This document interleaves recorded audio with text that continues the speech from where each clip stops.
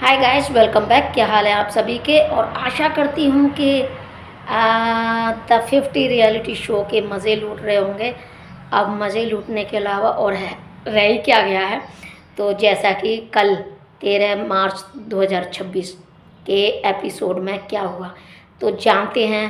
पहले जानते हैं सब लोगों की तरफ से कि आखिर क्या हुआ 13 मार्च 2026 के एपिसोड में। फिर बात करते हैं अपनी। तो यहाँ पर एपिसोड की शुरुआत होती है। द लॉयन ने सभी खिलाड़ियों को अरेना में बुलाया। लॉयन ने कहा अब गेम और कठिन होने वाला है। आगे से हर टास्क में स्ट्रेटेजी और लॉयल्टी दोनों की परीक्षा होगी। जो खिलाड़ी कमज़ोर प्रदर्शन करेगा वह डेंजर जोन के करीब पहुंच जाएगा। इस घोषणा के बाद घर में काफ़ी टेंशन और चर्चा शुरू हो गई। जो कि यहाँ नया अरेना टास्क था, जो कि अरेना में एक बड़ा सा ऑब्जेक्ट यानी कि ढांचा रखा गया था, जिसके दोनों तरफ रेड और ब्लू बाल्टी लगी हुई थी, यानी रखी हुई थी। दोनों बाल्टियों को अगर कोई एक बाल्टी, जिस बाल्टी को यानी कि जैसी बाल्टी को गिराता है, अपनी साइड की कोई बाल्टी को गिराता है तो उसकी जीत थी। और जो नहीं गिरा पाते और दम लगा के वो छोड़ देते हैं, उनकी हार थी। तो यहाँ पर हर टीम से दो दो खिलाड़ी एक समय में ताकत लगाते थे और दोनों टीमों को अपने अपने साइड से जोर लगाकर स्ट्रेचर को खींचना था। अगर एक टीम ज़्यादा ताकत लगाती तो सामने वाली टीम की बाल्टी गिर जाती, तो वहीं से उसकी जीत हो जाती। और यही था टास्क का गेम। अब शुरुआत में दोनों टीमों ने बराबर ताकत लगाई, यानी कि रेड टीम थी जो कि प्रिंस नरूला की थी, ब्लू टीम थी जो रजत दलाल कैप्टन था। तो यहाँ सेटअप अच्छा था और इसमें दम दिखाना था, पावर दिखानी थी। 6 राउंड लगाए थे इसमें, 6 राउंड का था ये टास्क। तो इसमें पहले जो टास्क जीता वो प्रिंस नरूला की टीम ने जीता, दूसरा टास्क जीता वो भी प्रिंस नरूला की टीम ने जीता, और जो तीसरा था वो सबसे पहले यूडी ने यानी कि उर्वशी ढोलकिया ने जिताया था रजत की टीम के लिए। तो वहाँ इन लोगों को फिर ये पावर हो जाती थी कि किसी को भी एक को अनसेफ कर सकते थे जो जीतता था। तो यहाँ पर अब जानते हैं आगे का कि रेड टीम ने तेज़ी से दबाव बनाने की कोशिश की। ब्लू टीम ने धीरे धीरे ताकत का लगा मुकाबला बराबर रखा। अरेना में खिलाड़ी लगातार पुश और दम लगाओ चिल्ला रहे थे। टास्क का सबसे बड़ा मोमेंट एक समय ऐसा आया जब ब्लू टीम जोर लगा रही थी, लेकिन अचानक रेड टीम ने ज़्यादा ताकत लगा दी। इससे ब्लू साइड की बाल्टी गिर गई। इस राउंड में प्रिंस नरूला की रेड टीम की जीत गई थी और रजत दलाल की ब्लू टीम हार गई थी।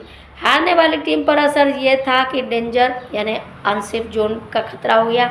आगे के टास्क अपनी जगह बचाने के लिए और अच्छा प्रदर्शन करना जरूरी है। अब आते हैं हम अपने देसी तरीके पर, अपने तरीके पर। तो एपिसोड शुरू होता है, वहीं चहल पहल रहती है नीचे, लेकिन लॉयन निकल के आते हैं हल्के हल्के फॉग के साथ और बोलते हैं हेलो, ये है वो है फलाना ढिमका है। इस तरीके से पहले एडवर्टाइज की जाती है, उसके बाद बताया जाता है एक हमेशा शुरुआत में जब भी लॉयन बात करते हैं तो एक एनिमल को लेके साथ में आते हैं। उनको एकदम क्या कहते हैं, उनको बिल्कुल मोटिवेट करने के लिए। अरेना में टास्क होगा और वो आज का टास्क 6 राउंड में होगा। इस तरीके से बातें करते हैं और अरेना में सभी लोगों को बुलाते हैं। तो अरेना में आते हैं सब, और उन्होंने अपनी अपनी टीमें बना ली थी। और एक टीम के मालिक थे प्रिंस नरूला, एक टीम के मालिक थे रजत दलाल। तो रेड टीम थी, उसके मालिक थे प्रिंस नरूला, और ब्लू टीम थी, उसके मालिक थे रजत दलाल। तो यहाँ पर दोनों की आपस में 2 टीम बन जाती हैं, लेकिन इस टीम में दोनों ने अपने अपने चुन लिए कंटेस्टेंट, लेकिन एक व्यक्ति रह जाता है जिसको कोई नहीं चुनता, और वो रहता है जिसको कोई नहीं चुनता, और वो है उर्वशी ढोलकिया। अब लोयन बोलते हैं कि मुझे एक नाम कम क्यों लग रहा है, कहाँ है? तो उर्वशी ढोलकिया बोलती हैं, मैं हूँ वो एक नाम, मुझे नहीं किसी ने चुना है। कि अच्छा, तो अब लोयन बोलते हैं कि मैं आपको पावर देता हूँ कि आप किस टीम में जाना चाहती हैं। उर्वशी ढोलकिया जाती है टीम प्रिंस नरूला की साइड, नहीं रजत दलाल की साइड। तो यहाँ पर रजत दलाल की टीम में आ जाती है उर्वशी ढोलकिया। उसके बाद बोलते हैं कि एक टीम की और एक बंदे की और ज़रूरत है, क्योंकि उसमें तो उर्वशी ढोलकिया शामिल हो गई, तो उसमें ज़्यादा हो गए कंटेस्टेंट। अब एक कंटेस्टेंट की कमी थी, तो उसके लिए बोलते हैं। अच्छा, इसको बताने से पहले मैं आप लोगों को एक बात और बता दूं कि मैंने परसों वाली वीडियो में आप लोगों को एक जो मनीषा रानी का एक थॉट था, एक सोच थी कि जो सिवित तोमर से झगड़ा हो रहा था, तब मनीषा रानी ने बोला था कि जिसका कोई नहीं होता उसका कोई तो होता है, उसका कोई तो होता है। और वहाँ पर इशारा करते करते उसने केयर भी की लोयन की, कि जाते जाते जहाँ अनसेफ जोन में जा रहे थे सभी लोग, तो उसमें मनीषा रानी भी थी। तो मनीषा रानी चलते चलते बोल के जाती है, मैंने ये आप लोगों को बताया था कि लोयन सर, लोयन जी, आप अच्छे से अपना ख्याल रखना, खाना खाए अच्छे से, खाना खाया कि नहीं, इस तरीके से अपनी जो कुछ भी लाड होता है वो उड़ेलती है लोयन पर। तो यहाँ मैंने आप लोगों को कहा था ना, अब यहीं वहाँ से शुरू हो जाता है जहाँ उर्वशी ढोलकिया एक साइड पहुँच गई। अब यहाँ लोयन बोलते हैं कि आपकी टीम में एक बंदा कम है, तो अब कैसे हो? तो वहाँ फिर अपने आप ही बोलते हैं तो लोयन, मैं पूरी करता हूँ इस टीम के एक जो कंटेस्टेंट कम है उसको मैं पूरी करता हूँ। और वहीं से गेट खुलता है, और गेट खुलता है तो जो जा चुकी होती है मनीषा रानी, वह मनीषा रानी खिलखिलाती नाचती गाती अंदर आ जाती हैं।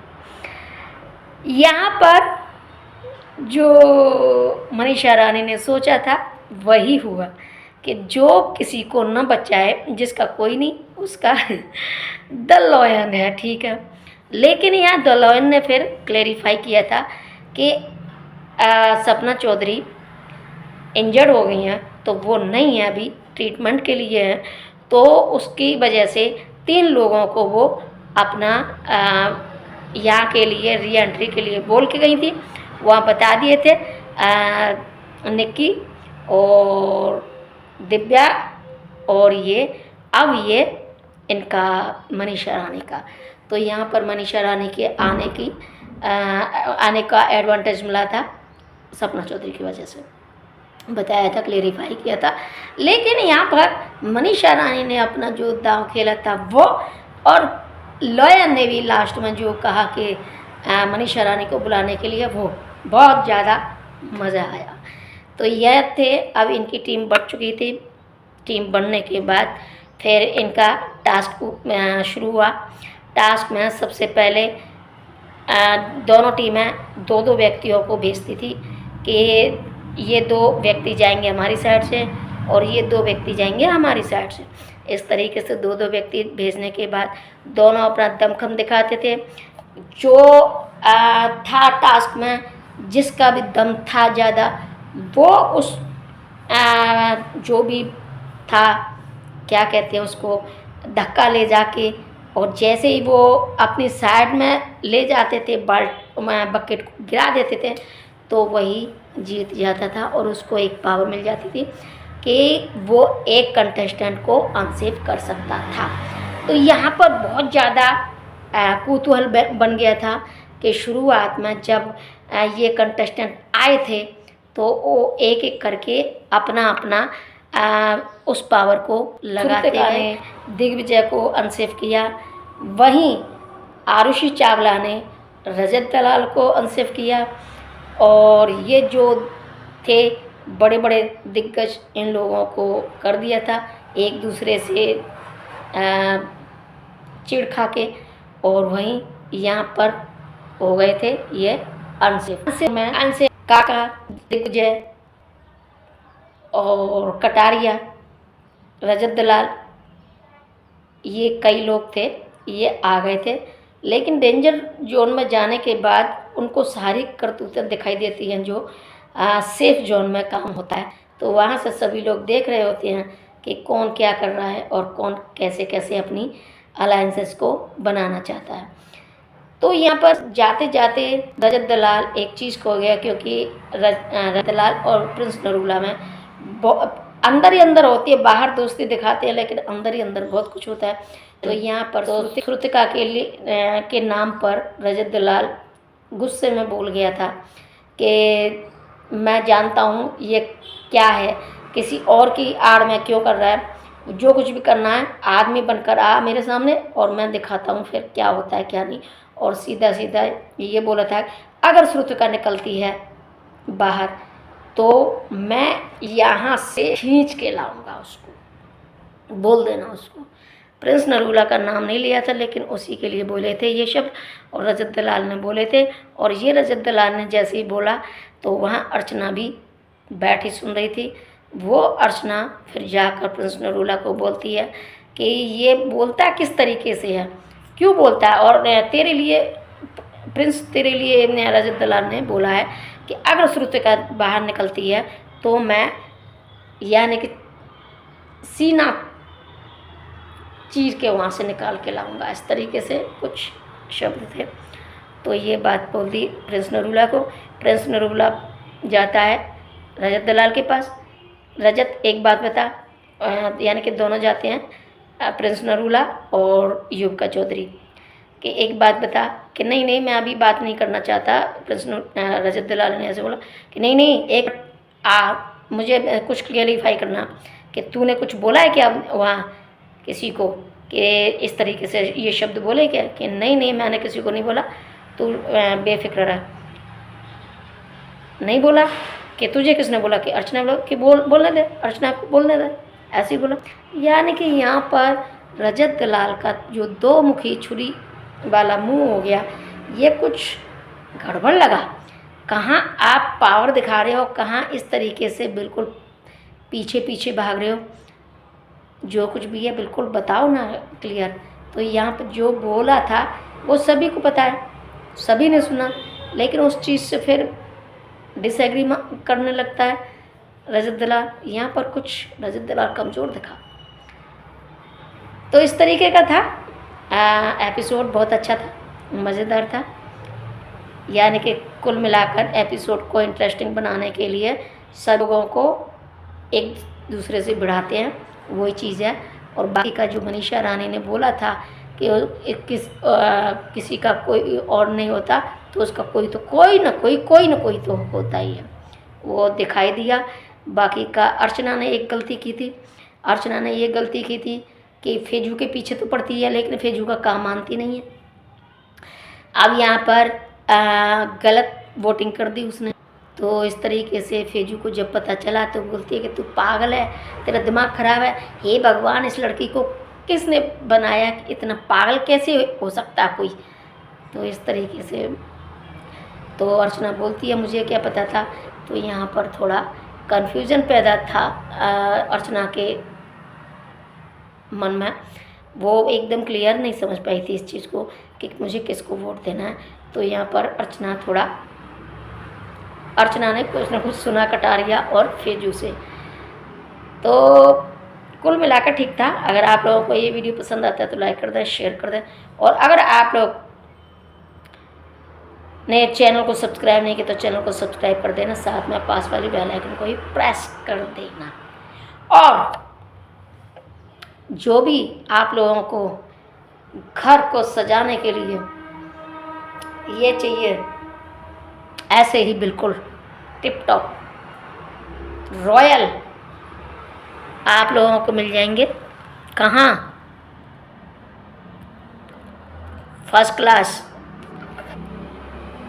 लिंक पर क्लिक करो, यानी कि नीचे आप जा सकते हैं और बाय कर सकते हैं एकदम रॉयल मज़ेदार कर्टेन। तो फिर मिलती हूँ अगली वीडियो में, तब तक के लिए टेक केयर, बाय बाय।